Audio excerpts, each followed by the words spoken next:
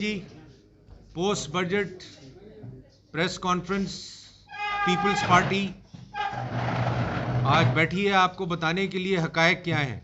Post budget हमने government की भी प्रेस कॉन्फ्रेंस सुनी है और हम आपको स्टेप बाय स्टेप पहले 3 साल पीटीआई की बजट के एनालिसिस देंगे और उसके बाद इस बजट पे डिस्कशन करेंगे। अब पहली स्लाइड अगर आप देखें तो बजट आउटले है जिसमें रेवेन्यू रिसीट्स हैं और टोटल बजट का आउटले है, टैक्स रेवेन्यूज़ हैं, नॉन टैक्स रेवेन्यूज़ हैं and so on. Current expenditure है और टैक्स कलेक्शन है। मैं सिर्फ ज़्यादा बात नहीं करूँगा, मैं सिर्फ टैक्स कलेक्शन की बात करूँगा। हर साल पीटीआई का जो भी टारगेट रहा है उसमें उनकी टैक्स कलेक्शन की उन्होंने सिर्फ तबाही की है और कुछ नहीं कर। ये सिर्फ अगर आप देख लें एक फिगर 2019 का 5.5 ट्रिलियन टैक्स कलेक्शन की है, इन्होंने एस्टिमेट किया है और इन्होंने कलेक्शन क्या की है 3.9 ट्रिलियन। अब इससे आप अंदाज़ा लगा लें कि जिस गवर्नमेंट को ये नहीं पता कि हमने टैक्स कितना कलेक्ट करना है वो बजट क्या बनाएगी। तो ये 3 साल के बजट की यही स्टोरी है और मुझे उम्मीद है जब हम इस साल का बजट डिस्कस करेंगे तो आपसे इस साल के बजट पे भी पीटीआई ने जो चीज़ें की हैं वो आपको क्लियर करेंगे। नेक्स्ट जी। और वी फील कि 3 साल भी बजट कॉपी पेस्ट होता रहा है, आज भी कॉपी पेस्ट हुआ है और जिसकी एग्जांपल आपके पास थी कि बजट पेश हो गया और कैबिनेट ने वो बजट अप्रूव नहीं किया। ये क्लासिक एग्जांपल है इस गवर्नमेंट की। जी नेक्स्ट। नहीं, सब्सिडीज़ भी मैं जिक्र करना चाहता हूँ। जैसे एक्सपोर्ट हमारी 2013 तक स्टैग्नेंट है, सब्सिडीज़ भी स्टैग्नेंट है। 2013 में पीपल्स पार्टी ने 6 बिलियन की सब्सिडी दी थी यूटिलिटी स्टोर में। आज भी 2021 में हम 6 बिलियन की सब्सिडी दे रहे हैं। तो कहाँ इम्प्रूवमेंट है, क्या हमने लोगों के लिए किया है, क्या हमने लोगों को बेनिफिट दिया है किसी तरीके से, कोई चीज़ बजट में नज़र नहीं आती। नेक्स्ट जी। अब आ जाते हैं नए टैक्सेस पे, हम इस बजट पे आ जाते हैं।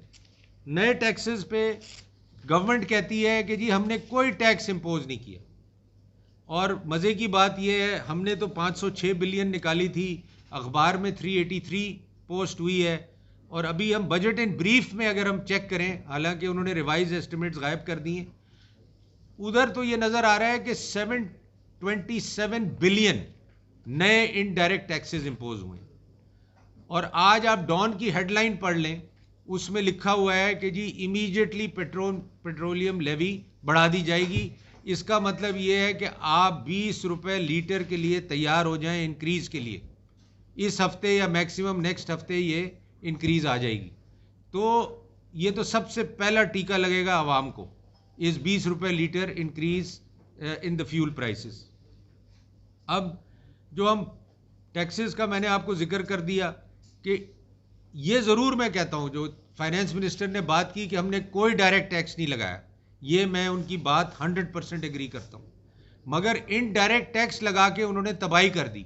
और मैं ये समझता हूँ कि ये सिर्फ इन्फ्लेशन नहीं क्रिएट करेगी, ये आम आदमी की जेब पे भी डाका है और आम आदमी को भी इससे तकलीफ पहुँचेगी और इन्फ्लेशन भी बढ़ेगा। आगे चलें जी। सब्सिडीज़ हो गई, टैक्स का आपको, इनडायरेक्ट टैक्स का आपको बता दिया। अब सेल टैक्स के ऊपर मैं आना चाहता हूं कि कुछ चीज़ों पे सेल टैक्स लगा दिया। अब आप ये सोचें कि कोविड में हर चीज़ ऑनलाइन हुई हुई है, खाना भी ऑनलाइन लोग मंगा रहे हैं, रेस्टोरेंट से खाना भी ऑनलाइन लोग मंगा रहे हैं, हर चीज़ ऑनलाइन आ रही है, कपड़े भी लोग ऑनलाइन ख़रीद रहे हैं, उस पर आपने सेल टैक्स लगा दिया। मतलब जिस सेल टैक्स आप ख़रीदने जाएं तो वो सेल टैक्स आप नहीं देते दुकान में, बट ऑनलाइन अगर आप ख़रीदेंगे तो आपको सेल टैक्स पड़ेगा। तो इसको गवर्नमेंट को रिकंसिडर करना चाहिए कि ऑनलाइन टैक्सेस, जिन चीज़ों पे सेल टैक्स नहीं है वो ऑनलाइन उस पर भी नहीं होना चाहिए, क्योंकि जब तक कोविड का जोर रहेगा ऑनलाइन मामला चलता रहेगा। दूसरा, ये ई कॉमर्स को भी हिट करती है। आपने जितनी ई कॉमर्स डेवलप की वो सारी इसको हिट करेगी। उसके बाद मैं इंटरेस्टिंग बात करूं जो कि गवर्नमेंट ने विड्रॉ कर ली, जो मैं समझता हूं बड़ी खुशाइन बात है, जो आपने टेलीफोन पे और इंटरनेट पे आपने टैक्स लगाया। वो कल मैंने सुना कि वो फाइनेंस मिनिस्टर ने कहा है कि ये हमने विड्रॉ कर लिया, क्योंकि मैं हिसाब कर रहा था कि ये 250 बिलियन का और एक टीका था आम आदमी के ऊपर, जो रोज़ फ़ोन इस्तेमाल करता है, जो रोज़ इंटरनेट इस्तेमाल करता है। तो वो उन्होंने, मैं समझता हूँ ये बड़ी अच्छी चीज़ की। आगे चलें जी, इन्फ्लेशन पे आ जाएं। इन्फ्लेशन पे आपको जैसे मैंने बताया, क्रूड ऑयल पे, ये भी एक बड़ी इंटरेस्टिंग चीज़ है। जो पीडीएल लगा रहे हैं वो तो अपनी जगह है, उस पर तो 20 रुपये, मगर एक और चीज़ इन्होंने की है जो मैं समझता हूँ कि गवर्नमेंट की गलती है, उसको इनको फ़ौरन देखना चाहिए। 17% सेल टैक्स लगा दिया है क्रूड ऑयल पे। अब जब क्रूड ऑयल पे 17% टैक्स लगेगा तो इसका मतलब ये है कि ये तो और ऑयल प्राइस बढ़ेगी, क्योंकि ऑयल कंपनीज जब वो 17% पे करेंगी इंपोर्ट करने के लिए तो वो तो पास ऑन करेंगी लोगों को। तो लेवी के बाद ये एक और इन्फ्लेशनरी मेजर है। तो इसको गवर्नमेंट को सोचना चाहिए कि ये 17% बढ़ाने से उनको और तकलीफ होगी, लोगों को तकलीफ होगी। तो मैं समझता हूँ इस 17% को भी उनको देखना ज़रूरी है। ये जो, और एलएनजी, इंटरेस्टिंग चीज़ है, एलएनजी पे भी सेल टैक्स लगा दिया। इसका मतलब ये है कि जो एलएनजी इस्तेमाल हो रही है, चाहे वो सीएनजी स्टेशन में हो रही है, चाहे वो इंडस्ट्री में हो रही है, चाहे वो लोगों के घर में इस्तेमाल हो रही है, वो भी आप ये समझ लें कि 17% महंगी होने जा रही है। तो गैस भी महंगी हो रही है, पेट्रोल भी महंगा हो रहा है। अब आप मुझे ये बताएं कि इन्फ्लेशन तो फर्दर बढ़ने की बात होगी, कम होने की बात नहीं होगी। अच्छा जी, आगे चलें जी। इनकम टैक्स रेवेन्यू मेजर्स पे बात हो गई आपके साथ। जी जी, और दूसरा शुगर पे, शुगर मैं भूल गया, शुगर के ऊपर भी जीएसटी लगा दी है। शुगर वैसे ही हम शोर मचा रहे हैं कि जी 100 रुपये की हो गई है, अब उस पर भी जीएसटी लग गया, इसका मतलब शुगर और महंगी होगी। तो ये चीज़ें जो भी मेजर्स हैं, या तो फाइनेंस मिनिस्टर को पहले दिखाई नहीं गई और उनको कहा कि जी ये आप पढ़ दें, और हम ये सजेशंस जो है जो आज आपके सामने दे रहे हैं, ये हम कमेटी में भी ले जाएंगे और फाइनेंस मिनिस्टर को पेश करेंगे कि इनको रिकंसिडर किया जाए, ये फर्दर इन्फ्लेशन क्रिएट करेंगे। आम आदमी के लिए जी, जैसे आपने कहा हमारे कुछ भाइयों ने कि जी आप टेक्निकल बातें ना करें, आम आदमी के लिए बात करें। आम आदमी के लिए मुझे बजट में कुछ नहीं, मैंने सारी बजट की किताबें अपने कोलीग्स के साथ बैठ के पढ़ी हैं, देखी हैं। आम आदमी के लिए मुझे कोई बजट में कोई चीज़ नज़र नहीं आई, कहीं नज़र नहीं आई। सिर्फ अगर वो बात करते हैं तो बेनज़ीर इनकम सपोर्ट प्रोग्राम की बात करते हैं, जो हमने शुरू किया, जो हमने लोगों तक पहुंचाया, जो हमने क्रिएट किया, जिसको पीएमएलएन ने भी चलाया। और आज आप समझते हैं कि उसको एहसास प्रोग्राम बोल के वो आप अपना प्रोग्राम बना लेंगे, ऐसा नहीं होगा। जो जिन को पैसे जाते हैं, जिन औरतों को, उनको सबको पता है ये बेनज़ीर इनकम सपोर्ट प्रोग्राम है और ये बेनज़ीर इनकम सपोर्ट प्रोग्राम ही रहेगा। और जी ये एक और बड़ी इंटरेस्टिंग चीज़ डिस्कवर की है, वो डिस्कवर की है जी कि आप कहते हैं कि जी प्रोविंसेस का जो सरप्लस है, प्रोविंसेस का जो सरप्लस बच जाता है, ये जनाब इंटरेस्टिंग बात हो रही है कि जी वो वापस किया जाए फेडरल गवर्नमेंट को। ये ऐसी बात है कि जो प्रोविंसेस को आपने पैसे दे दिए, आपका सरप्लस होता है तो आप किसको वापस करते हैं? किसी को भी नहीं। तो प्रोविंसेस कैसे आपको वापस करेंगे अपना सरप्लस? और प्रोविंसेस तो रो रहे हैं कि उनको पैसे ट्रांसफर नहीं हो रहे, वो तो रो रहे हैं कि जो एनएफसी कलेक्शन के तहत है उनको पैसे नहीं आ रहे। तो ये कैसे हो सकता है कि जनाब वो आपको ये पैसे वापस करें? तो ये भी डिमांड बड़ी गलत है। और अगर आपके प्रोविंसेस हैं जहां आपकी गवर्नमेंट है, अगर वो कुछ नहीं बोल रहे, तो मैं समझता हूं कि उनका भी नुकसान है इसमें। प्रोविंसेस फेडरल गवर्नमेंट को पैसे वापस नहीं कर सकते। ये गलत डिमांड है, ये जिसने भी लिखी है आई थिंक उसको रीथिंक करना चाहिए, और दे शुड कंसिडर कि प्रोविंसेस से आप पैसे वापस नहीं मांगे। अब जी आ जाता हूं मैं मोस्ट इंपॉर्टेंट सब्जेक्ट पे, एक्सपोर्ट ऑफ द कंट्री। मैंने आपको पिछली दफ़ा भी बताया था कि हमने 2013 में 25 बिलियन की एक्सपोर्ट की थी और आज तक वो एक्सपोर्ट 21 और 24 और 24.8 और 24.7, मतलब 7 साल हो गए ये मुल्क वहीं खड़ा हुआ है एक्सपोर्ट लेवल पे। और हमने अपना मैनिफेस्टो बनाया था पीपल्स पार्टी ने, और हमारा टारगेट था कि अगर हम गवर्नमेंट में आए तो हम इस एक्सपोर्ट को 50 बिलियन पे ले जाएंगे। और ये मैंने ऐसे कोई हवाई टारगेट नहीं दिया था, ये मैंने जितने एक्सपोर्टर हैं इस मुल्क में उनसे मिल के, उनसे बात करके, उनसे समझ के कि ये कैसे 50 बिलियन पे ये टारगेट जाएगा। और आज भी मैं आपको यकीन दिलाता हूँ कि अगर पीपल्स पार्टी आई तो ये इंशाल्लाह हम आपको, जैसे हमने 19 से उठा के 25 बिलियन पे हम एक्सपोर्ट लेके गए थे, इसी तरह हम इस 25 को 50 बिलियन पे लेके जाएंगे। और आप लोग इंशाल्लाह इसी तरह विटनेस करेंगे कि पाकिस्तान कैन एक्सपोर्ट $50 बिलियन, और मेरे व्यू में Pakistan can reach to $100 billion. मगर अगर आपका फोकस नहीं है, आपका प्लान नहीं है, तो आप यही 25 बिलियन पे खड़े रहेंगे और 10 साल, और ये आपके मुल्क की फर्दर तबाही है। और हम बात करते हैं, ये वाहिद मुल्क है, बड़ा अनयूजुअल सी बात आपको करने लगा हूं कि 26 मिलियन आपके लोग, पाकिस्तानी लोग जो बाहर हैं वो भेज रहे हैं पाकिस्तान। आपकी रेमिटेंसेस आपकी एक्सपोर्ट से ज़्यादा हैं। इससे आपको ये मैं कहता हूँ शर्म से डूब मरने वाली बात है कि आप जिस मुल्क के लोग अपनी मुल्क की एक्सपोर्ट से ज़्यादा पैसे अपने मुल्क भेज रहे हैं। तो ये एक और चीज़ मैं आपकी पेश करना चाहता था, और आप लोगों को चाहता हूँ कि इसको आप समझें, ये बड़ा सीरियस इशू है और इसको हमें सीरियसली टैकल करना चाहिए। फिर जी इंटरनेशनल कमिटमेंट्स का, ये अभी तक मेरे ख्याल अखबारों की, मीडिया की नज़र नहीं हुआ, ये शायद आज ब्रेकिंग न्यूज़ है आपके लिए, ये मैं देना चाहता हूँ। वो ये है कि IMF की बोर्ड मीटिंग कैंसिल की जो हुई है, उसमें पाकिस्तान का एजेंडा ड्रॉप कर दिया गया। IMF ने जो मीटिंग करनी थी पाकिस्तान से, उसको ड्रॉप कर दिया गया, इसलिए कि इनके साथ कोई एग्रीमेंट रीच नहीं हो सका। इनके जो वाइस रॉय गवर्नर साहब हैं, जो IMF के एग्रीमेंट के ऑथर हैं और जो फाइनेंस मिनिस्टर जा चुके हैं, उन्होंने ये बड़ा कमाल दिखाया है कि IMF ने पाकिस्तान को अपनी बोर्ड मीटिंग के एजेंडा से ही ड्रॉप कर दिया।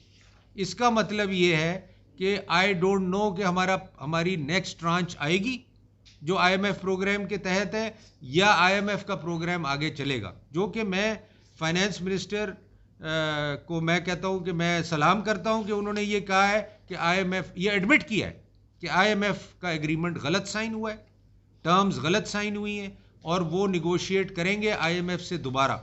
और मैं समझता हूं कि ये उनका बड़ा बोल्ड स्टेप है और ये उन्हें करना पड़ेगा। अगर वो नहीं करेंगे तो पाकिस्तान में सिवाय इन्फ्लेशन के और कुछ भी नहीं होगा। और दूसरा जो इंटरेस्टिंग चीज़ है, FATF में हम ग्रे लिस्ट में हैं। इस पे आप ये समझें कि ये कहते हैं 23 पॉइंट अभी तक हम अचीव कर चुके हैं, 27 पॉइंट हमने टोटल अचीव करने थे ग्रे लिस्ट से निकलने के लिए। और आप सब विटनेस होंगे कि हर दफ़ा ये थ्रेट आती है कि जी हम ब्लैक लिस्ट में जा रहे हैं, पाकिस्तान ब्लैक लिस्ट में जा रहा है। अब 4 पॉइंट रह गए जो हमने अचीव करने हैं, और पिछले 3 साल से हम ये अचीव नहीं कर पा रहे। ऐसी कौन सी मुश्किल है इस गवर्नमेंट को कि ये 4 पॉइंट करके ग्रे लिस्ट से हम निकलें? पाकिस्तान को आप ग्रे लिस्ट से निकालें ताकि हम किसी तरीके से अपना कॉस्ट ऑफ डूइंग बिजनेस कम करें। हर LC पे पाकिस्तानियों को प्रॉब्लम है, हर बिजनेस करने पे पाकिस्तानियों को प्रॉब्लम है because of being in grey list. तो ये एक बड़ा सीरियस इशू है जिस पे कोई बात नहीं करता कि हम कब तक FATF की नज़र रहेंगे और कब तक हम ग्रे लिस्ट में रहेंगे और हम ये ग्रे लिस्ट से कैसे निकलेंगे। ये पाकिस्तान के लिए for doing business is very important कि हम ग्रे लिस्ट से बाहर निकलें। बाकी जी NFC की बात आ जाती है। शौकत तरीन साहब ने NFC इंट्रोड्यूस किया था और मैं समझता हूँ कि बड़ा उन्होंने सबको ऑन बोर्ड लेके NFC वो लाए थे, जिससे मैं कहता हूँ कि प्रोविंसेस में यूनिटी आई, प्रोविंसेस में आप ये समझ लें कि एक भाई वाली फीलिंग आई कि we are all brothers and we have to help each other. मगर हुआ क्या कि उस एनएफसी को डीरेल किया गया, उस एनएफसी अवार्ड को डिले किया गया और आज 7 साल हो गए अभी तक नए एनएफसी का अवार्ड होने का कोई नामो निशान नहीं है। बट मुझे उम्मीद है कि शौकत तरीन साहब आए हैं, इंशाल्लाह ये एनएफसी अवार्ड एड्रेस किया जाएगा, इस पे डिस्कशन होगी, प्रोविंसेस को ऑन बोर्ड लिया जाएगा और एनएफसी को रिजॉल्व किया जाएगा। इसके बाद जी मैं फाइनली कुछ सेक्टर्स हैं हमारे, steel sectors, telecom sectors, automobile sectors, उन्होंने कोई बातें की हैं जो कि मैं समझता हूँ आर सीरियस, और गवर्नमेंट को ये हम कमेटी में भी उठाएंगे और गवर्नमेंट को रिकमेंड भी करेंगे कि ये जो डिस्पैरिटी की है आपने, इसको आप ख़त्म करें। स्टील इंडस्ट्री में बड़ी डिस्पैरिटी है।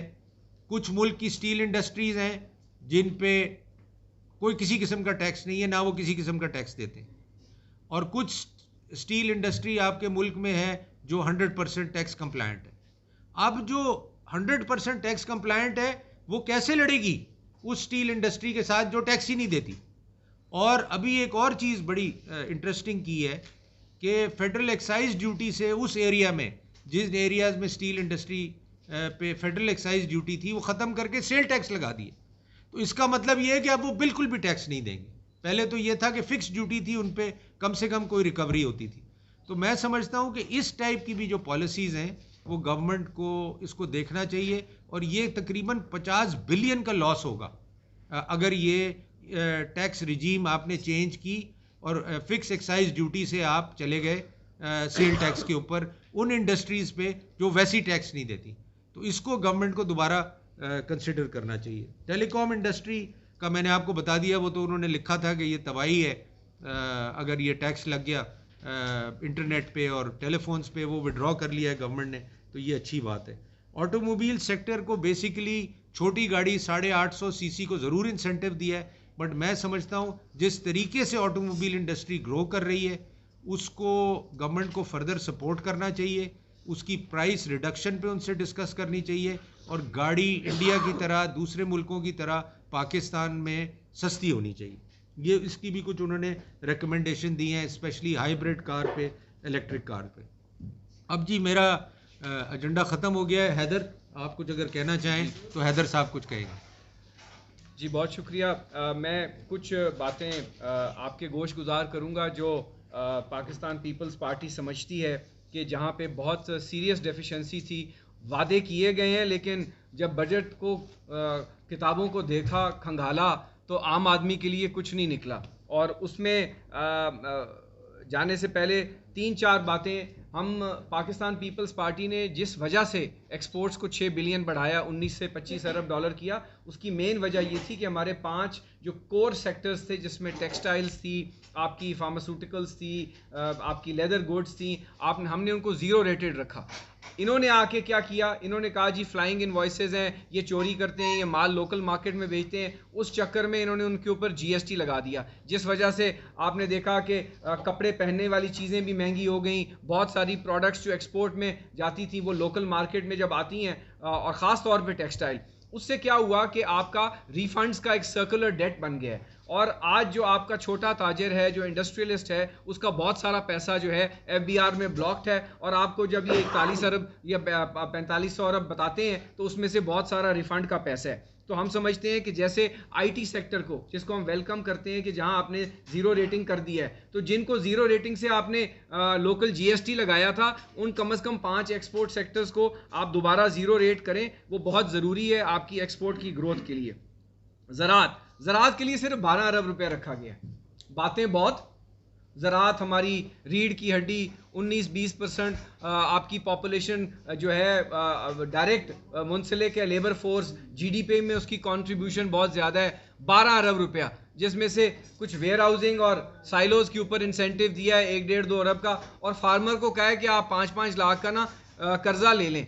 भाई कर्जा तो वो तब लेगा जब आप उसको इनपुट कॉस्ट में को रिलीफ देंगे।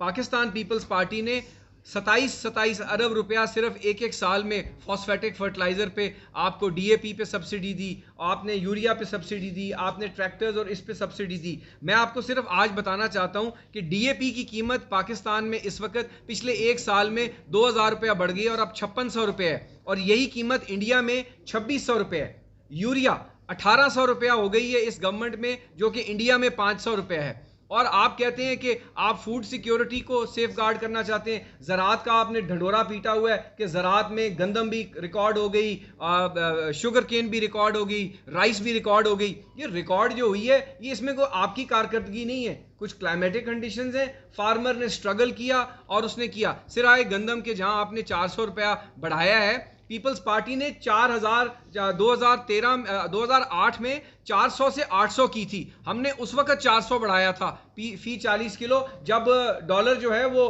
85 रुपए का था। आज आप जो 400 बढ़ा रहे हैं जब डॉलर 155 रुपए का है, तो वो तो 50% इंक्रीज है। तो हम ये समझते हैं, और किसान जो है वो सरापा एहतजाज हैं। जो बिजली का ट्यूबवेल्स का यूनिट 5 रुपए 35 पैसे का था पीटीआई गवर्नमेंट के आने से पहले, आज वो 12 रुपए का है। आपको चाहिए था वहां सब्सिडी देते ताकि उसकी इनपुट कॉस्ट सस्ती होती। आपने फूड सिक्योरिटी को सिक्योर करना है, अपना फूड इंपोर्ट बिल अगर कम करना है, दालें मंगवाते हैं, गंदम मंगवाते हैं, चीनी मंगवाते हैं, तो आपको ये मेजर्स चाहिए थे। इसके अलावा हम इसको वेलकम करते हैं कि आपने ट्रैक्टर्स पे एफईडी जो है विड्रॉ की है, मतलब बढ़ाई नहीं है, और जीएसटी फर्टिलाइजर पे फर्दर नहीं लगाया। ये कुछ रिलीफ मेजर्स हैं, लेकिन जहां आपने ज़राअत की मईशत का पहिया चलाना है, तो पाकिस्तान पीपल्स पार्टी से प्रेसिडेंट आसिफ जरदारी साहब की विजन से सीखें कि आपको सब्सिडाइज करनी है उसकी इनपुट, ताकि उसको इंसेंटिवाइज करें।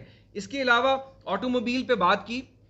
ऑटोमोबाइल में जो इन्होंने इंसेंटिव दिया है वो आपके सामने स्लाइड इन्होंने लगाई, वो सिर्फ एक 850 सीसी से नीचे इंसेंटिव दे दिया है। अब वो आप सब जानते हैं कि पाकिस्तान में कौन सा इदारा है जो एक 850 सीसी से कम गाड़ी बनाता है, वो तो एक ही शायद कंपनी है। तो ये हार्मोनाइज, आप पूरे सेक्टर को इंसेंटिवाइज करें। आप ये मत करें कि एक कोई शायद जिससे को आपके शायद तो ताल्लुकात बहुत अच्छे हैं उसको इंसेंटिवाइज कर दें। और उसके बाद इन्होंने इलेक्ट्रॉनिक गाड़ियों के ऊपर एक पॉलिसी दी है। अब आप मुझे ये बताएं कि पूरी दुनिया में पहले इलेक्ट्रॉनिक गाड़ियों से पहले आपको उसकी सप्लाई चेन सिस्टम बनाना पड़ता है, आपको चार्जिंग स्टेशंस देने पड़ते हैं, आपका पूरा लेआउट होता है। आप बैटरी सनत को इंसेंटिवाइज करते हैं कि वो जब ईवी आएगी तो उसकी रिप्लेसमेंट्स जो हैं वो बैटरीज हैं, टायर्स हैं। इन्होंने टायरों पे ड्यूटियां लगा दी, इन्होंने बैटरियों को महंगा कर दिया, जहां आपने तो आपके बिल्कुल एक दूसरे के मुतरादिफ जो नहीं है,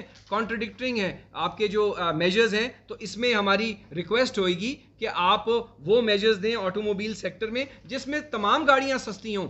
आप कंपैरिजन्स करें, आप सीसीपी को कहें कि आपसे जो है वो इंगेज करे और इसके ऊपर बात करे। इसके अलावा आपने पेट्रोलियम सेक्टर में जो इन्होंने जीएसटी लगा दी है क्रूड ऑयल पे, ये तबाहकुन है। क्रूड ऑयल पहले इंपोर्ट होता है, सऊदी अरेबिया से आता है, कुवैत से आता है, उसके बाद वो रिफाइनरीज में जाता है, फिर रिफाइनरीज से ओएमसीज ऑयल मार्केटिंग उठाती हैं और वो अपने मार्जिन डालती हैं। यानी स्ट्रेट अवे एंड प्रोडक्ट पे आपने, जिस तरह मांडीवाला साहब ने कहा, आपने 20 रुपए पीडीएल में लगा दिया कि रिटेलर के ऊपर आप टॉप अप करेंगे, और सप्लाई चेन में आपने 17% क्रूड ऑयल सतह पे लगा दिया। तो इसका जो इम्पैक्ट है वो निहायत इन्फ्लेशनरी होगा और इन्फ्लेशन जो है वो बहुत आगे जो है वो बढ़ेगी।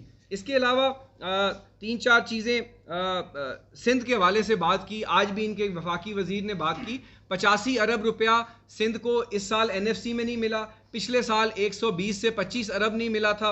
और आज जब ये कहते हैं कि सखर हैदराबाद मोटरवे आप बीओटी पे बनवाएं, मुझे आप ये बताएं पूरे पाकिस्तान की मोटरवेज क्या बीओटी पे बनी है? ये एक और मोटरवे ये कह रहे हैं कि हम बनाएंगे सियालकोट खारियां, वो भी बीओटी पे बने। हम उसमें अगर कोई शॉर्टफॉल होगा, यानी बलोचिस्तान के अंदर कोयटा कराची कश्मीर हाईवे है, केसीआर है, जहां जहां जो हाई रेवेन्यू देते हैं, जहां इकोनॉमिक वायबिलिटी है प्रोजेक्ट्स, वहां पैसा नहीं लगा रहे, वो कह रहे हैं प्राइवेट सेक्टर लगाए। तो बाकी पाकिस्तान में जो मोटरवेज बनी है वहां तो प्राइवेट सेक्टर ने पैसे नहीं लगाए। तो ये जो दोहरा मयार है ये नहीं चलना चाहिए। इसके अलावा हम पीएसडीपी पे, मांडीवाला साहब क्योंकि प्लानिंग एंड डेवलपमेंट की कमेटी के चेयरमैन हैं, इन्होंने वहाँ पे पाकिस्तान पीपल्स पार्टी का पॉइंट ऑफ व्यू दिया है। और हम ये चाहते हैं कि जो ये इन्होंने प्रोजेक्ट्स रखे हैं, मिनिस्ट्री ऑफ फाइनेंस ने जिसकी अप्रूवल करवाई है पीएसडीपी की, हम पार्लियामान के ज़रिए उसका एक एनफोर्समेंट मेकनिज़म ला रहे हैं कि कौन कौन से प्रोजेक्ट अप्रूव किए गए और उसकी क्या वजूहात थी, और वो उसकी मॉनिटरिंग क्या होगी और उसकी पे स्केल क्या होगी।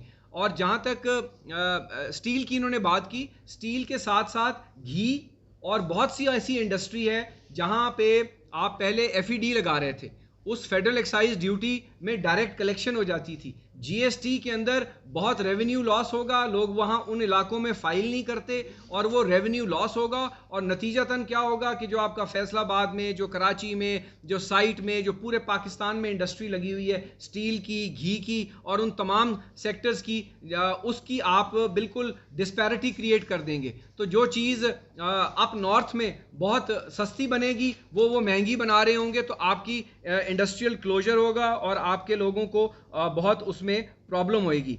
एक्सपोर्ट टारगेट की बात यहाँ पे हमने की है, उसके साथ साथ हम 2 बातें 3 और मैं करना चाहूँगा। ये जो टेलीकॉम सेक्टर है, टेलीकॉम सेक्टर में अभी भी बहुत ज़्यादा टैक्सेशन है। उसके अलावा जो ये लगाने जा रहे थे उस टैक्सेशन टेलीकॉम पे लगाते हैं, उस टैक्सेशन का हम आपको बता रहे हैं कि ये करने क्या जा रहे हैं, और अभी भी हम ये समझते हैं कि ये टैक्स लगाएंगे, मिनी बजट आएंगे। जो ये आज 10 जून को गलत बयानी करते हैं, जो तकरीर और पढ़ते हैं और काबीना कोई और मंजूर करती है, इस हुकूमत के दोहरे मेयार का इससे बड़ा क्या एग्जाम्पल है जो अभी दिया गया है कि आप जो तकरीर करते हैं वो काबीना वाली नहीं होती जो काबीना ने मंजूर की हुई है। यानी पार्लियामान से भी ये धोखाधड़ी से बाज नहीं आते, और जो बजट एस्टिमेट्स हैं, जो ग्रोथ एस्टिमेट्स हैं, आलमी इदारे इनसे एग्री नहीं कर रहे। अब टेलीकॉम सेक्टर में ये इन्होंने 5 रुपए GB जो टैक्स लगाया था, 50 बिलियन GBs सिर्फ पिछले साल जो है 2021 में ऑनलाइन यूजेज हुई है। तो ये 250 अरब रुपए का टीका था। जो गरीब आदमी, जो प्रीपेड यूजर है, जो मुतवसत तबका है, जो दिहाड़ीदार है, रेड़े वाला है, अब हर एक को यूज करना पड़ता है। इसके अलावा आपने स्मार्टफोन्स जो हैं, जो एंड्रॉयड फ़ोन्स हैं जिससे एजुकेशन होती है, बहुत आजकल घर में ऑनलाइन लर्निंग है, आपने इस ई-कॉमर्स को, आपने एजुकेशन सेक्टर को डायरेक्टली हिट कर दिया है। हर कोई तो लैपटॉप अफोर्ड नहीं कर सकता, कई लोग बच्चों को फ़ोन पे क्लासेस दिलवा रहे हैं। तो ये वो सब चीज़ें हैं। और जो ये बात की हमने ई-कॉमर्स, ये तो बहुत बड़ी इंडस्ट्री है। उधर आप कहते हैं कि हम अमेज़ॉन में एक्सपोर्ट करेंगे, अमेज़ॉन तो ऐसे चार्ज नहीं करता। आपने ई-कॉमर्स को, जो अभी तिफले बच्चा था, 4-6 महीने पहले ये इंडस्ट्री बननी शुरू हुई है, और आप डबल टैक्सेशन करेंगे। यानी आप जो चीज़ आपको मार्केट में सेल्स टैक्स पेड मिलती है, जब आप वो घर मंगवाएंगे तो आप उसके ऊपर दोबारा डिलीवरी चार्जेस और सेल्स टैक्स देंगे। तो इस किस्म की जो टैक्सेशन है इसको हम रद्द करते हैं, और हम समझते हैं कि ये हुकूमत जो है इसको अपनी जो है वो डायरेक्शन दुरुस्त करनी पड़ेगी। इसके अलावा आखिर में डिफेंस बजट के हवाले से हम ये एक्सपेक्ट करते थे कि 3 साल से डिफेंस बजट प्रैक्टिकली फ्रीज हुआ है।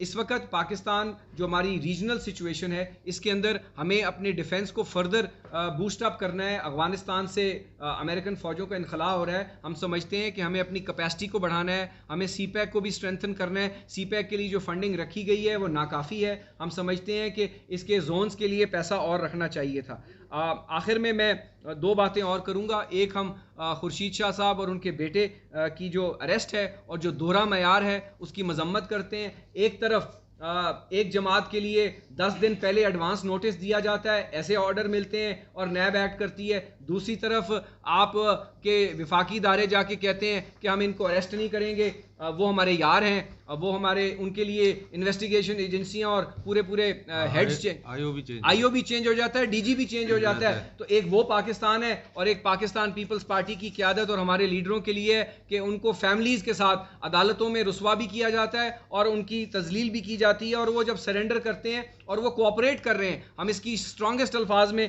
मजम्मत करते हैं। आखिर में मैं AJ के इलेक्शंस के हवाले से 2 बातें करूंगा और फिर राठौर साहब उसकी तफसील बताएंगे। ये जो चोरी करने वाली जमात है, जो ई-वोटिंग, इलेक्ट्रॉनिक वोटिंग, और इसके ऊपर आजकल बहुत एक्टिव हुई है, और आपको पता है कि बजट से एक दिन पहले 20 के 20 कवानीन इलीगली इन्होंने पास करवा लिए, रूल्स को सस्पेंड करके इलेक्ट्रॉनिक वोटिंग और ओवरसीज पाकिस्तानीज के हवाले से। AJK में जो महाजिर सीट्स हैं, आपको पता है कि कुछ सीट्स AJK की होती हैं जो लाहौर, रावलपिंडी और पाकिस्तान के अंदर जो रही मकीन हैं आज़ाद कश्मीर के शहरी, वो यहाँ से इलेक्शन लड़ते हैं, और बाकी मेजॉरिटी ऑफ सीट्स AJK में।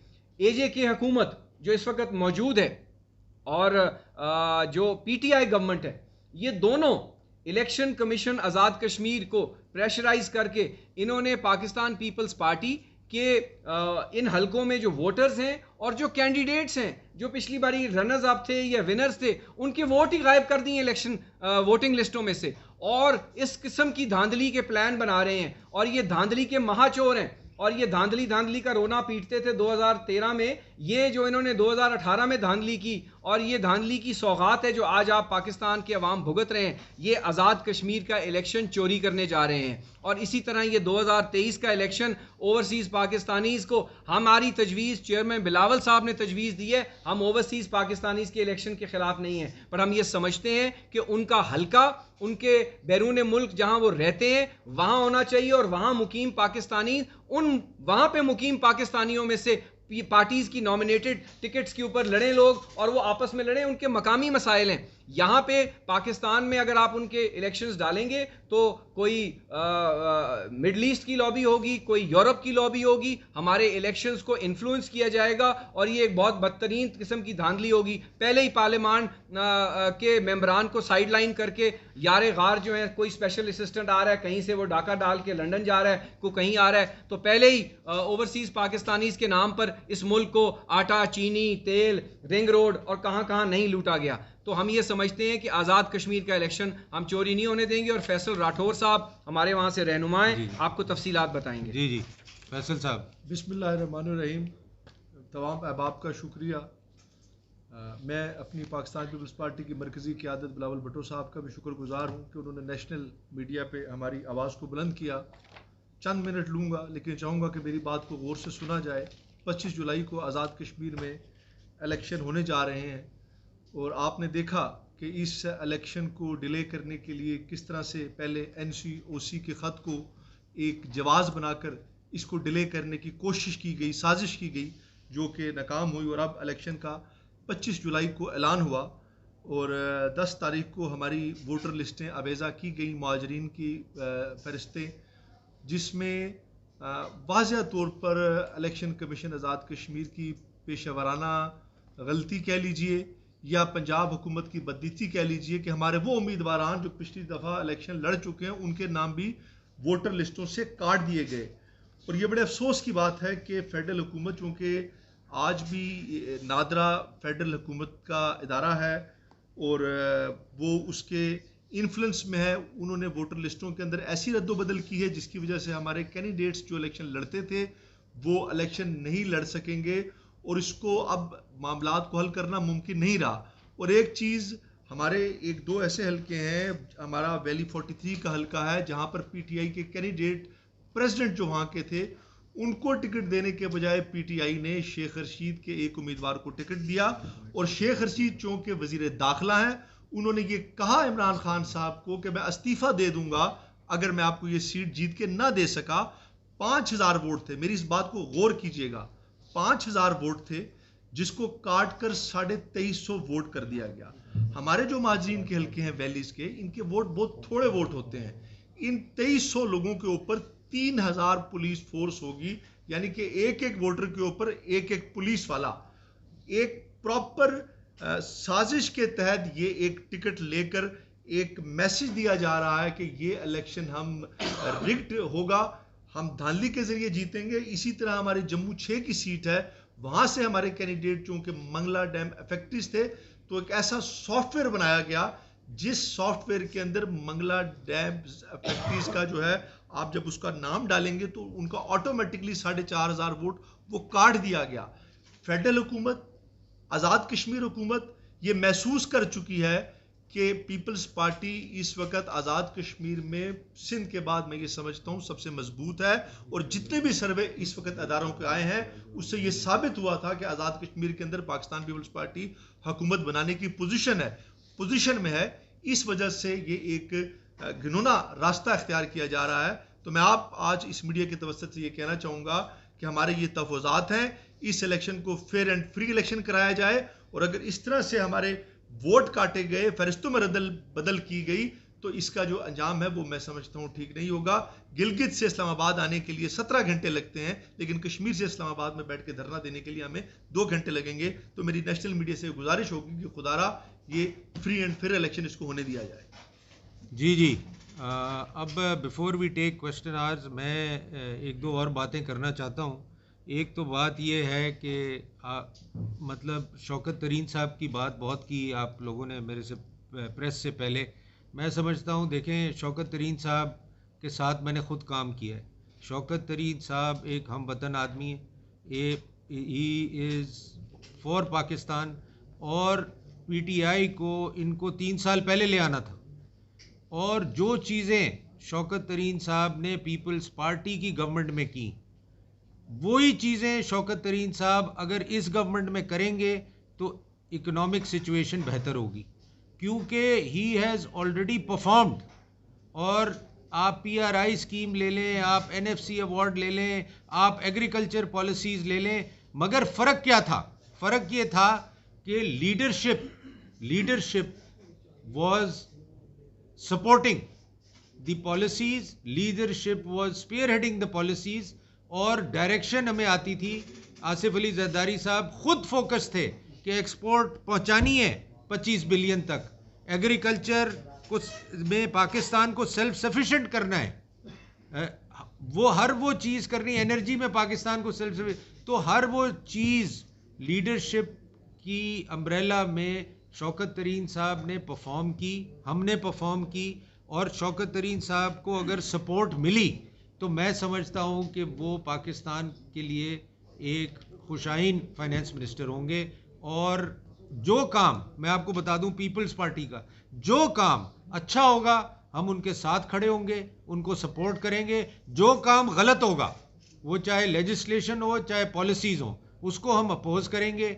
और पीपल्स पार्टी ने हमेशा ये किया है, पीपल्स पार्टी ने पाकिस्तान के लिए काम किया है और पीपल्स पार्टी ये करती रहेगी। थैंक यू जी। अब let's take question answer one by one. जी कैंडिडेट एक सेकंड जी जी जी, हाँ जी, प्लीज आइए। अपनी बात करने, इनका नाम क्या था कि इलेक्शन लड़े? एक सेकंड जी। बिस्मिल्लाहिर्रहमानिर्रहीम। सबसे पहले तो मैं सब दोस्तों को ये रिक्वेस्ट करूंगा, मीडिया वालों को, ये बहुत कोर इशू पर बात कर रहे हैं जो बजट है, लेकिन मैं समझता हूँ कि जो हमारा इशू है ये भी बहुत कोर इशू है, क्योंकि यही तयन करता है बजट का ये इलेक्शन प्रोसेस जो है। मेरा ताल्लुक जम्मू 6 से है, ये सारे सबूत मेरे पास हैं। हम अफेक्टी हैं मंगला डैम से, जो हमारा राइट है। पिछली दफ़ा में रनर अप था 2016 में। इस दफ़ा उन्होंने किया क्या कि हमारे जो पाकिस्तान पीपल्स पार्टी के जो कैंडिडेट हैं उनको आउट करने के लिए उन्होंने एक ऐसा सॉफ्टवेयर सिस्टम डेवलप किया जिससे हमारे जितने रिफ्यूजी मंगला डैम थे अफेक्टी बाशमूल मेरे, कि हमारे वोट भी इंदराज नहीं किए, जो कि अबूरी लिस्टें तैयार इन्होंने की इससे पहले। उसमें ये सारे सबूत मेरे पास हैं, अबूरी लिस्टों में हमारा नाम था। अब जब फाइनल लिस्ट इन्होंने की, उसमें जितने अफेक्टी थे सिर्फ गुजर खान जो तहसील है उसके मेरे ख्याल में 5,000 जो लोग हैं उनके वोट नहीं बने। फिर इन्होंने इलेक्शन कमीशन ने कमेटियाँ बनाई, जो इलेक्शन कमीशन की अप्रूवल थी, उन कमेटियों के दस्तखत हुए अप्रूव हुए वोट इन्होंने नहीं बनाए। तो मैं आप सब दोस्तों से रिक्वेस्ट करूंगा, ये प्री पोल रिगिंग कर रहे हैं और नादरा के साथ ये मिल के नून वाले ये कहते हैं ना कि वो अपना वोट को इज्जत दो, ये इस तरह वोट को इज्जत दे रहे हैं। जो मेरे ओपोनेंट कैंडिडेट है, जो मिनिस्टर है इसका बलियात का, वो वहाँ पर बैठ के उसने सारे वोट इंदराज कराए और अपने कश्मीरी महाजरीन जो 47 के थे उनके इंदराज हुए। जो अफेक्टिव मंगला डैम थे उनको पूरे जम्मू 6 से निकाल दिया गया। गुजर खान के 4500 वोट जो है वो नहीं बने, बाशमूल मेरे, मैं अब पार्टिसिपेट कर रहा हूँ, मेरे पास पाकिस्तान पीपल्स पार्टी का टिकट है। तो मैं इलेक्शन कमीशन से भी ये दरख्वास्त करूँगा कि इसको देखा जाए। ठीक, तो बस बात। और एजेके के इलेक्शन पे जी हम बड़ा सीरियस व्यू ले रहे हैं इस पे। जैसे राठौर साहब ने कहा कि इलेक्शन कमीशन के सामने धरना भी होगा, एजेके के कोर्ट में भी जाएगी पीपल्स पार्टी और हर वो स्टेप लेगी जिससे एजेके के इलेक्शन शफाफ होने चाहिए। जी अब क्वेश्चन आर शुरू करें। सर, जाहिर है जो तहफ़्फ़ुज़ात थे पीपल्स पार्टी के बजट के हवाले से वो तो आपने बता दिए, लेकिन आप समझते हैं शौकत तरीन साहब ने इस बजट में कुछ पॉजिटिव चीज़ें भी, जैसे आप रिकॉर्ड बात कर रहे थे, इसमें है एक दो चार चीज़ें जो पहले आप समझते नहीं हुई और ये कुछ शामिल हो सकते हैं? देखें, मैंने पहले भी मीडिया में कहा है कि this is a business friendly budget, वो मेरी पोजीशन आज भी वही है। तो उन्होंने काफ़ी चीज़ें की हैं, टैक्सेशन रिड्यूस की है, काफ़ी चीज़ें उन्होंने एक्शन ऐसे लिए हैं जो बिजनेस वाइज तो बहुत अच्छे हैं, मगर आम आदमी का इस पर कोई फ़र्क नहीं पड़ रहा। जहां आप पेट्रोल की प्राइस बढ़ाएंगे, गैस की प्राइस बढ़ाएंगे, वो तो डायरेक्ट आम आदमी को अफेक्ट करती है। तो बिजनेस फ्रेंडली ज़रूर है बजट में, मगर वो बिजनेस फ्रेंडली बजट कॉन्स्टिट्यूट नहीं हो रहा इनटू आम आदमी के बेनिफिट के लिए। तो मैं चाहता हूं कि ये उसको रिकंसिडर करें और ये देखें कि जी आम आदमी को हम कैसे बेनिफिट पहुंचा सकते हैं, आम आदमी में सब्सिडीज़ बढ़ाएं, कुछ कोशिश करें कि जो ऐसी चीज़ें हैं जो आम आदमी को अफेक्ट करती हैं उसको रिड्यूस किया जाए। वो मुझे नज़र नहीं आ रहा, और वो हम उनसे बात करेंगे, इसके ऊपर थ्रू कमेटी बात करेंगे, अदरवाइज भी बात करेंगे, ताकि वो इन चीज़ों को देखें। जी, कहा जा रहा है, सुनने में आ रहा है कि आईएमएफ के साथ हमारी जो डील है वो स्टक हो गई है, तो वैसे कहा नहीं जा रहा है, ये तो मैंने आपको अभी बताया। नहीं, तो उस सूरत में आप साबिक वज़ीर खजाना कैसे देखते हैं कि सूरत किस तरफ जा रही है? क्या आपके दोस्त शौकत तरीन साहब मैनेज कर पाएंगे? और दूसरी बात ये बताइएगा कि यहाँ पे मोबाइल फोन इंडस्ट्री पे टैक्सेस की मुखालफत की जा रही है। आप खुद समझते हैं कि अरबों रुपए की बड़ी इंडस्ट्री बन चुकी है, तो आप नहीं समझते कि इसको भी डॉक्यूमेंटेड करना चाहिए, बजाय इसके एक सियासी स्टैंड लिया जाए कि जी नहीं, टैक्सेस पे नहीं लगना चाहिए? कौन सी इंडस्ट्री? Mobile phone. हाँ जी जी, पहले तो मैं आपको IMF का बता दूं। देखें जी, this is not the first time कि शौकत तरीन साहब IMF के साथ नेगोशिएट करेंगे, और मैं समझता हूं अगर IMF वाले निकल जाएं बीच में से और शौकत तरीन साहब उनसे नेगोशिएट करें, तो मेरा ख्याल है कि कोई बेहतरी आएगी IMF के साथ। और ज़रूरी नहीं है, वो IMF के एक तो फाइनेंस मिनिस्टर थे और एक गवर्नर स्टेट बैंक है और एक डिप्टी गवर्नर जो लेके आए। तो ये IMF के लोग IMF का एग्रीमेंट साइन कर रहे हैं, IMF के साथ निगोशिएट कर रहे हैं, ये तो कभी मैंने सुना नहीं और देखा नहीं। तो ये चीज़ जब तक चेंज नहीं होगी और एक न्यूट्रल आदमी जो पाकिस्तान के इंटरेस्ट में निगोशिएशन करेगा IMF के साथ, वो निगोशिएशन सही होगी, पाकिस्तान के इंटरेस्ट में होगी। और मैं समझता हूँ ये शौकत तरीन साहब करेंगे इंशाल्लाह, और IMF के एग्रीमेंट भी हमें अकोमोडेट करेगा पाकिस्तान की सिचुएशन को। जैसे अभी मैंने पढ़ा आज अखबार में कि जी उन्होंने जो रियल एस्टेट में इंसेंटिव दिया हुआ है पाकिस्तान ने, उसको उन्होंने कंटिन्यू करने की इजाज़त दी है। तो ऐसा नहीं है, देखें IMF से मैंने भी डील किया है, शौकत साहब ने भी डील किया है। ऐसा नहीं है कि अगर IMF इज़ अ बैंक, आप जैसे अपने बैंक के साथ बात करते हैं, हम इस तरह IMF के साथ बात करते हैं। और अगर IMF से आप रीज़न करें तो वो क्यों नहीं मानेंगे आपकी बात, मगर अगर आप कहेंगे sign on the dotted line, वो तो ले आएंगे अपनी टर्म्स एंड कंडीशंस और आप उसको साइन कर देंगे विदाउट डिस्कशन, तो फिर यही होगा। जैसे 12% पे इंटरेस्ट एग्री किया, हमारे जो वाइस रॉय गवर्नर हैं उन्होंने 13.25 का इंटरेस्ट रेट कर दिया पाकिस्तान के ऊपर। भाई ये क्या हो रहा है, तो ये आज तक इसका जवाब नहीं आया। लास्ट प्रेस कॉन्फ्रेंस में मैंने जो बातें की हैं उसका ना गवर्नमेंट ने जवाब दिया, ना स्टेट बैंक ने जवाब दिया। तो मैं ये समझता हूं कि इसका मतलब ये एक्सेप्ट कर रहे हैं कि ये चीज़ें हुई हैं। जहां तक मोबाइल फ़ोन का ताल्लुक है, बिल्कुल जी, ये मेरी ख्वाहिश पहले भी थी और अब भी है कि मोबाइल फ़ोन की मैन्युफैक्चरिंग फौरी शुरू करानी चाहिए पाकिस्तान में। और लेट मी टेल यू, वो कंपनीज मौजूद हैं। हवावे आपके यहाँ बहुत बड़ा ऑपरेशन कर रही है पाकिस्तान में, ऑलरेडी हार्डवेयर बना रही है, सॉफ्टवेयर बना रही है और कंपनीज को दे रही है। क्यों नहीं मोबाइल फ़ोन बना सकती?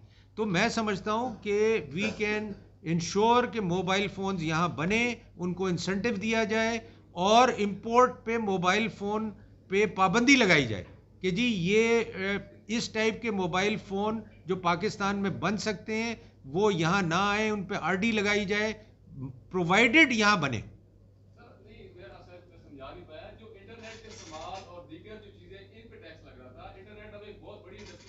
वो तो विड्रॉ कर लिया गवर्नमेंट ने।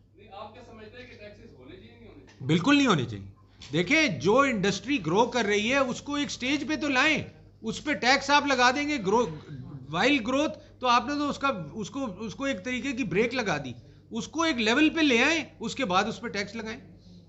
जी साहब, उस दिन भी आपने प्रेस कॉन्फ्रेंस की तो बड़े टीकों का जिक्र हुआ। पहले हमने एक टीके का जिक्र सुना था कि धुएं नजर आती हैं, फिर आपने उस दिन कहा कि स्टेट बैंक के गवर्नर ने एक टीका लगा दिया। 2-3 लगाए हैं उन्होंने, एक नहीं। जी, हाँ। आपकी औलाद ये आप बताएंगे ये जो बजट हुकूमत ने पेश किया है कौन कौन से टीके लगे और आखिरी टीका कौन सा होगा जो जिसको हम कह सकते हैं कि फिर आवाम की सारी मुश्किलात खत्म हो जाएंगी? नहीं, वो टीके से तो आवाम की मुश्किलें से टीके ना लगने से ख़त्म होंगी। और मैं ये समझता हूँ कुछ टीके तो हमने आपको बता दिए हैं। पहला टीका तो आपके फ्यूल पे लग रहा है, पीडीएल लगाया जा रहा है 610 बिलियन का।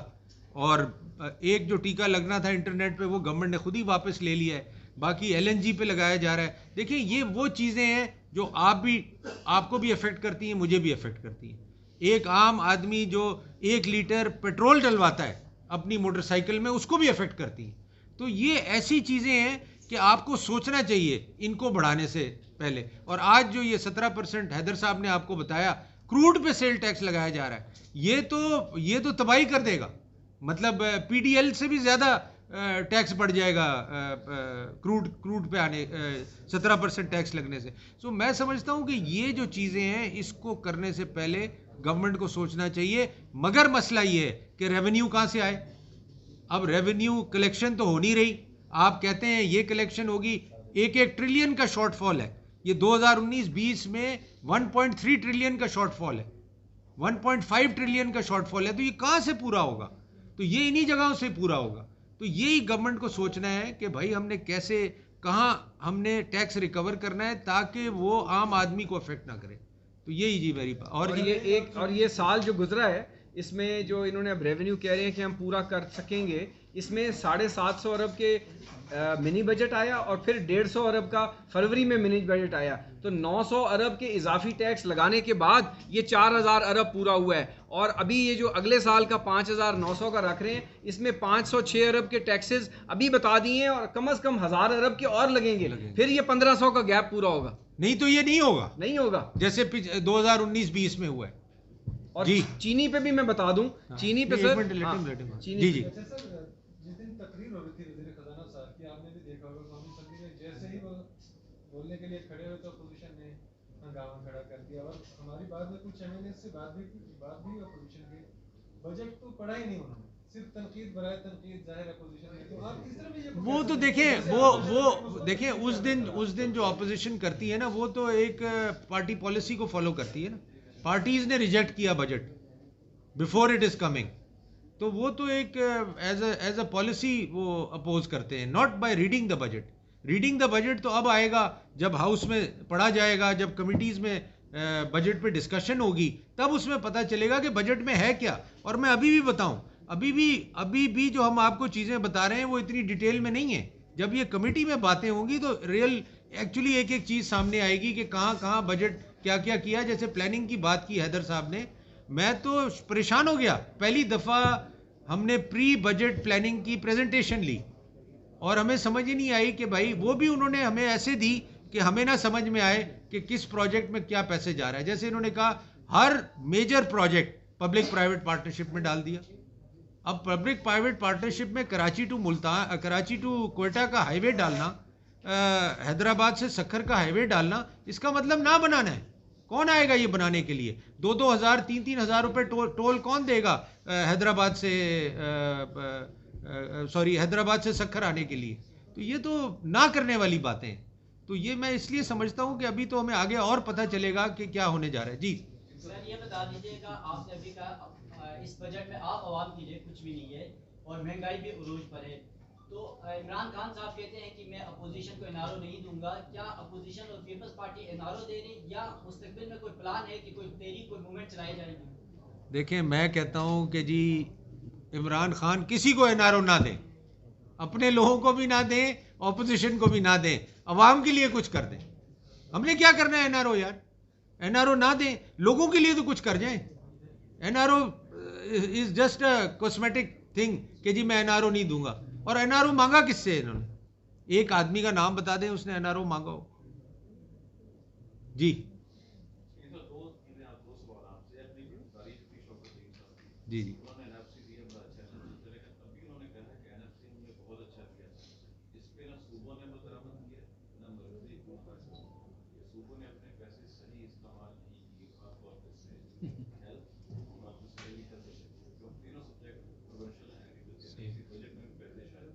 सही।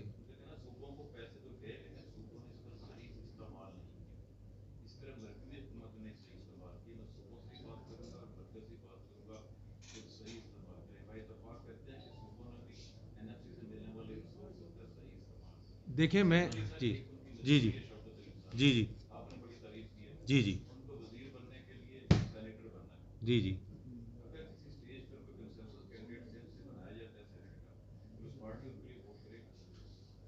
अच्छा जी, मैं दोनों का आपको जवाब देता हूँ। देखें, जो आपने जो एनएफसी की बात की ना, मैं इसीलिए कह रहा हूँ कि आप एनएफसी को विजिट करें। मैं शौकत तरीन साहब को कहता हूँ एनएफसी की मीटिंग बुलाएं। और ये अगर तासुर है कि जी सूबों ने एनएफसी के फॉर्मूले के तहत पैसे खर्च नहीं किए, तो उनसे डिस्कस करें। आप तो बुलाते ही नहीं किसी को। 7 साल हो गए ना पीएमएलएन ने एनएफसी के लिए बुलाया। मैं डार साहब को क्या कह के थक गया कि आप एनएफसी की मीटिंग बुलाएं, डिस्कस करें सूबों से। अगर पैसे नहीं है, क्या कोई नया तरीक़ेकार आप इख्तियार करना चाहते हैं, नया फॉर डिस्कस करने में क्या हर्ज है? आप बात ही नहीं करते किसी से। 3 साल हो गए, तीसरा फाइनेंस मिनिस्टर है, एनएफसी पे कोई बात करने के लिए तैयार ही नहीं, बस क्रिटिसाइज करते हैं, जी गलत हुआ। अरे भाई, क्रिटिसाइज करने से क्या होता है? आप एक टेबल पे तो बिठाएं सबको। और मैंने तो उनको चार्टर ऑफ इकोनॉमी का भी कहा है कि आप चार्टर ऑफ इकोनॉमी का बुलाएं। देखें, people's party is the only party who will speak in the interest of Pakistan. हम हमारा कोई एजेंडा नहीं है इसमें, पाकिस्तान का एजेंडा है। तो चार्टर ऑफ इकोनॉमी का डार साहब ने 1000 दफा बात की, एक दफा एक मीटिंग नहीं बुलाई। मैंने कई दफा उनको कहा बुलाएं तो मीटिंग। तो मैं ये समझता हूँ कि जो आप जिक्र करें, बाकी सेनेटर का तो आज मैं टीवी पे पढ़ रहा था, उनको ऑलरेडी केपीके से कह दिया है गवर्नमेंट ने कि हम उनको इलेक्ट करवाएंगे। नहीं, सूबे का है, आप दोबारा जरा चेक करिएगा। उन्होंने लिखा है कि केपीके से शौकत तरीन साहब को सेनेटर बनाएंगे। तो चले, वो गवर्नमेंट जहां से भी डिसाइड करेगी उनको बना लेगी। देखिए, वो मैं नहीं कह सकता, वो तो एक पार्टी पॉलिसी है। मैं ऐसा डिसीजन आपको कैसे दे सकता हूँ कि हम सिंध से उनको बनाएंगे। फवाद चौधरी साहब की स्टेटमेंट आई है, वो कह रहे थे कि इस दफा जो ग्रोथ रेट है ये 4 की बजाय 4.5 होती अगर सिंध के अंदर तरक्की होती। अच्छा, मैं सिंध स्पेसिफिक, आपने 2-3 बातें की और आपका सवाल बड़ा अच्छा है। सूबों ने अगर एनएफसी के पैसे ठीक खर्च ना किए होते तो फिर ईज़ ऑफ डूइंग बिजनेस जो वर्ल्ड बैंक की रिपोर्ट है उसमें सिंध की वजह से पाकिस्तान की रैंकिंग ना बढ़ती। सिंध में पावर्टी 8% कम हुई है, तमाम सूबों में बढ़ी है। अगर वहाँ सबसे ज़्यादा हॉस्पिटल्स बने हैं तो सिंध में बने हैं। सबसे ज़्यादा पब्लिक सेक्टर यूनिवर्सिटीज़ बनी है, डबल या triple the amount of KPK and Punjab, तो वो सिंध में बनी है। और सिंध का जो रेवेन्यू है, अगर सिंध में इन्वेस्टमेंट ना होती और बिजनेस ग्रोथ ना होती तो पिछले 8 साल से सिंध रेवेन्यू बोर्ड वाहिद सूबाई रेवेन्यू कलेक्शन अथॉरिटी है जो सालाना 20% से ज़्यादा अपना टारगेट एक्सीड कर रहा है। एक बात। अब आ जाए वफाकी हुकूमत को। कभी किसी ने वफाक से भी सवाल किया है कि आपको जो पैसे मिलते हैं वो आप कहाँ खर्च करते हैं? इस साल जो साल ख़त्म हो रहा है 30 जून को, 565 अरब का पीएसडीपी था और तकरीबन 400 अरब के करीब ये खर्च कर पाए। 165 तो अपने पैसे जो इन्होंने रखे थे वो नहीं खर्च पाए और कहते हैं हम अगले साल 900 अरब करेंगे। और इनकी मिस मैनेजमेंट देखें कि ना ये इनसे यूटिलिटी स्टोर चला, रेलवे पीआईए के खसारे बढ़ गए, सर्कुलर डेट बढ़ गया, इन्फ्लेशन हो गई, एक्सपोर्ट बढ़ी नहीं, हर law and order, Islamabad capital territory से बंदे अगवा हो जाते हैं, सहाफ़ियों को गोलियां लग जाती हैं, कोई चीज़ इनसे खुद हो रही है। तो ये पैसे की बात जो करते हैं, और इन्होंने एनएफसी को अब बाईपास करना शुरू कर दिया है। और मैं आपकी गोश गुजार करूंगा मांडवाला साहब की इजाज़त से कि एनएफसी को बाईपास ये कैसे कर रहे हैं। एक लगा गैस इंफ्रास्ट्रक्चर डेवलपमेंट सेस, वो तो उसको डेवलप करना था। ये जो पीडीएल है, ये पीडीएल को इन्होंने बढ़ा दिया है 30 रुपए और जीएसटी को कम कर दिया है, और जनरल सेल्स टैक्स जो है वो डिविजिबल पूल में जाता है। अब ये कोशिश ये कर रहे हैं कि अगर एनएफसी में जो पैसे जा रहे हैं उन लेवीज को जीरो करके हम सेस लगाएं, लेवी लगाएं, तो ताकि वो डिविजिबल पूल में ना जाए। तो एनएफसी को तो ऑलरेडी इन्होंने जो है सैबोटाज करना शुरू कर दिया है। और चीनी के हवाले से मैं बात कर रहा था, चीनी पे जो 7 रुपए इन्होंने लगाए हैं वो तो एक फिक्स टैक्स है, और साथ ही उसको 8th शेड्यूल में डाल दिया है, जिसका मतलब ये है कि चीनी की अब जितनी कीमत होएगी उस पे सेल टैक्स लगेगा। पहले फिक्स्ड लगता था 5-7 रुपए, अब अगर चीनी 100 रुपए की है तो वो 110-120 की बिकेगी, अगर चीनी 150 की है तो वो सेल टैक्स भी उतना ही बढ़ेगा। इसी तरीके से जो एक बहुत बड़ा जुल्म इन्होंने किया है बिजली के बिलों पे। क्वेश्चन ले लेगा। जी जी